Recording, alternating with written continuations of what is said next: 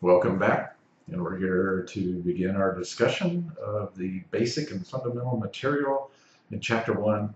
It's really important you get this down, though, because it will serve you well throughout the entire semester and as you continue throughout your allied health career.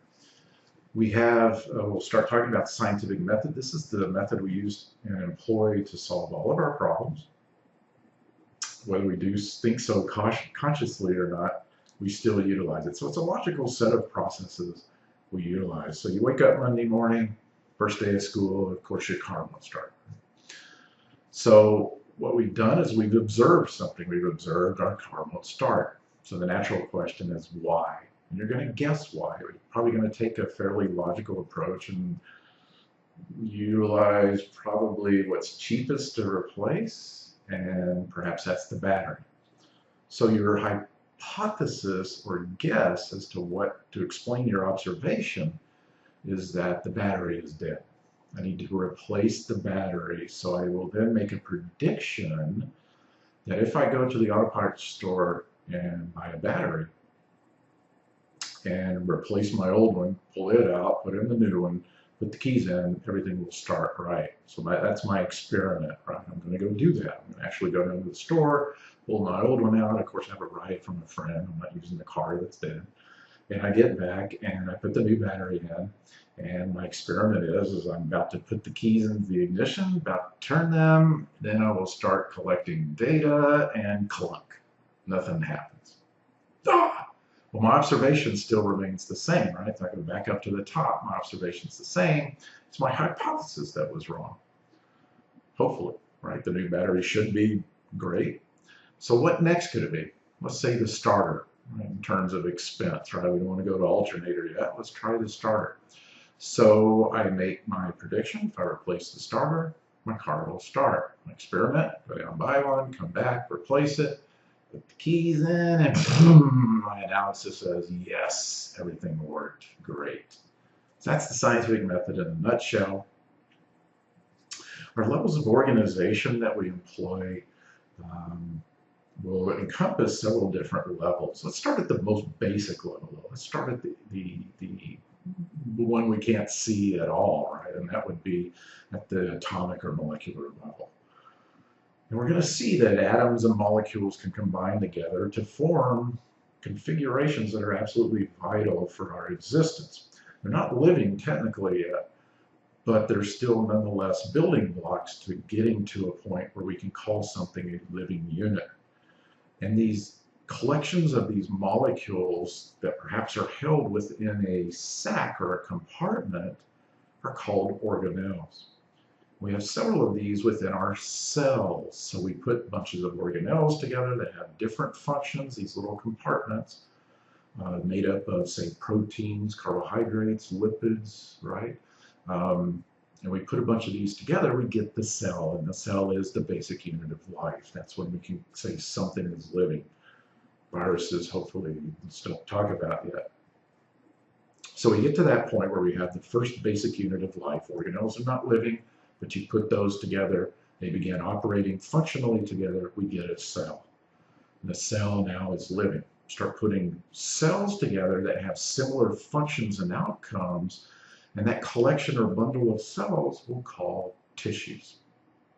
So the tissues come in four types, and the first type is epithelial tissue that surrounds the entire body, skin. It also lines digestive tubes, kidney tubes, respiratory tubes, all the tubes and so forth. A lot more on that in Chapter 5. Connective tissue, which kind of links everything together within the body, ligaments, tendons, bones, fat, are all different types of connective tissue. Muscular tissue, like the skeletal muscles, nervous tissue, such as you see within inside your brain. Now, as we go to the next step, which are the organs, organs are made up of tissues, and they're made up of each of the four types of tissues. So here we'll be talking about all the different organs in the body. Let me go ahead and pop ahead here to a nice little pictorial of that. Don't panic yet. I don't expect you to know every single one of these organs yet. Midpoint in the semester, It's going to be about the time you want to know where most of these are, because by then you'll be learning where all the bones are. You're starting to learn where muscles are. You should know where your organs are as well by then. But for now, we're going to take it slow. We're going to take it easy, and we're going to give you some time to assimilate all this brand new information. But you can see all the different types of organs. We've got the heart, the lungs, liver, pancreas, stomach, bladder. I mean, there's all kinds, kidneys. So those are organs made up of the 4 different tissue types. Once we put organs together, we can put them functionally together in systems, organ systems. And these organ systems, like the digestive system, which you'll look at in A&P2, the cardiovascular system, the respiratory system.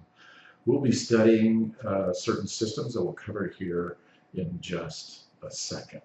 And finally, once you put all the organ systems in the human body together, you have the entire organism. So that's the top level. That's the most complex level. The first system that we'll be covering in Chapter 6 is the integumentary system. This has to do with the skin primarily. About 99% of it's going to be skin. The other 1% will be talking about nails and hair and some accessory structures found in the skin. Chapter 7, bones, skeletal system.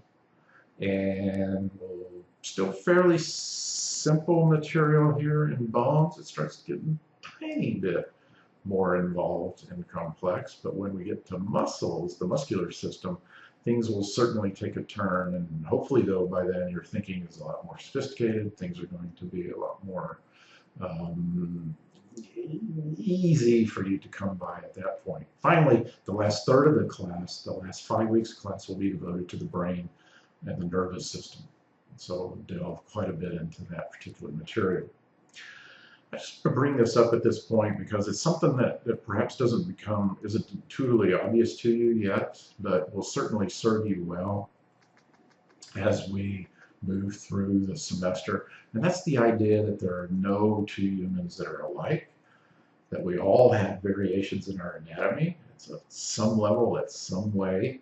Some of us may have extra muscles, extra bones, missing bones. There's all kinds of different examples. These are really some profound examples you see here. One where the right kidney's down in the leg rather than being in your mid-back region.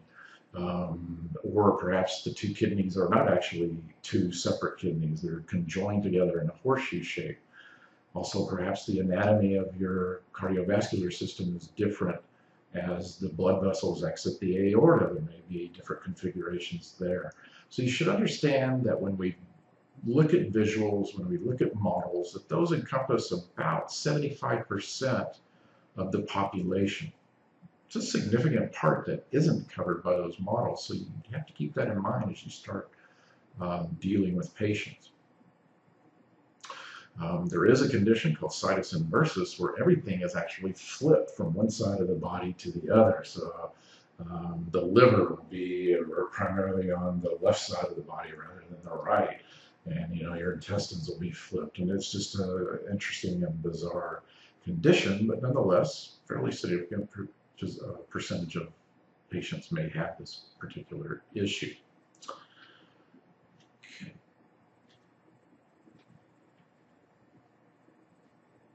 All right, there are 3 characteristics of life that are absolutely vital for our existence.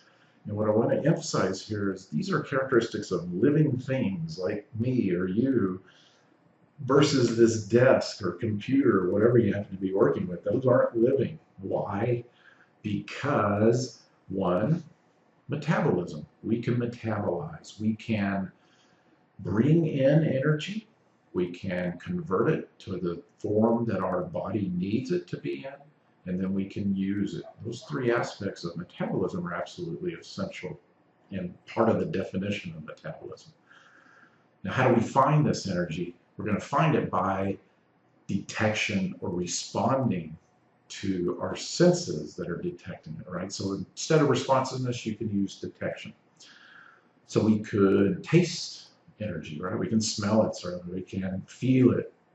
We can hear it, right? Perhaps an animal makes a sound. We know, oh, there's a potential meal for us, right? Or we can visualize it as well. So our senses are geared towards detecting energy sources for us, towards detecting changes in the environment that are dangerous or friendly to us, warming, cold, whatever may be happening.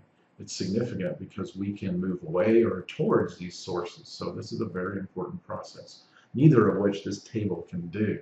This table also can't reproduce, something I've done. I have 4 sons. So certainly a major difference between living and